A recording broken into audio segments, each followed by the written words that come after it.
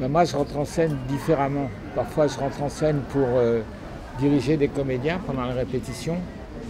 Et là, ce qui change, c'est que j'essaye de retrouver la respiration et la musique du texte que j'ai écrit à travers les comédiens. Et moi, je ne suis pas pour l'improvisation, je suis pour la partition.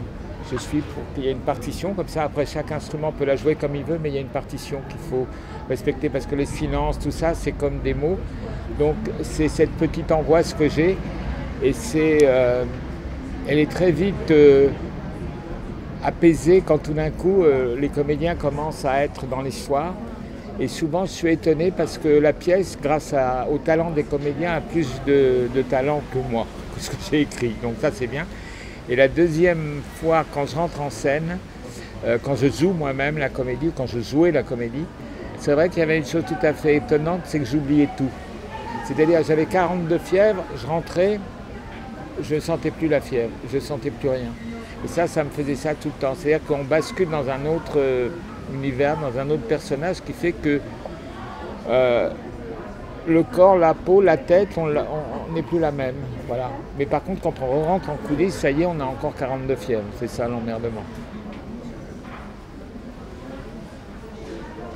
C'est un lieu de refuge, c'est un lieu où on réinvente le monde et où on essaye de voilà, c'est une issue de secours à la réalité. Moi, je suis assez allergique à la réalité, donc c'est une issue de secours. Je suis allergique à la réalité parce que je ne suis pas terriblement bien équipé pour la supporter. C'est-à-dire que les choses définitives, le destin obligatoire, la société qui vous dit c'est comme ça et pas autrement, cette réalité soi-disant qu'il faut regarder en face, moi je préfère la regarder en farce. C'est-à-dire que tout ça, oui, tout ça, toute cette imposition, je veux fuir, je veux foutre le camp. Toujours, depuis que j'étais petit, ouais, en cours de récré, j'étais obligé d'inventer des mots pour les donner aux gens, pour écouter autre chose que ce qu'on disait qui m'épuisait et qui faisait que j'étais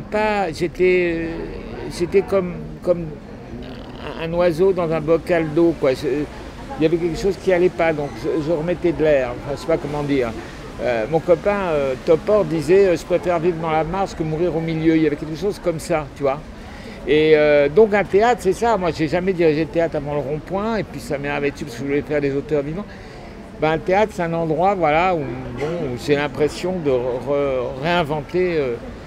réinventer un espace où il y a de l'air, où les gens, on peut recommuniquer, etc. C'est un refuge. En même temps, oui, c'est vraiment un truc où on creuse des galeries pour se barrer vers un ciel où on peut respirer. Oui, je me sens très bien dans cette aventure. De toute manière, diriger un théâtre, c'est pas le commander. Hein. C'est pas le commander.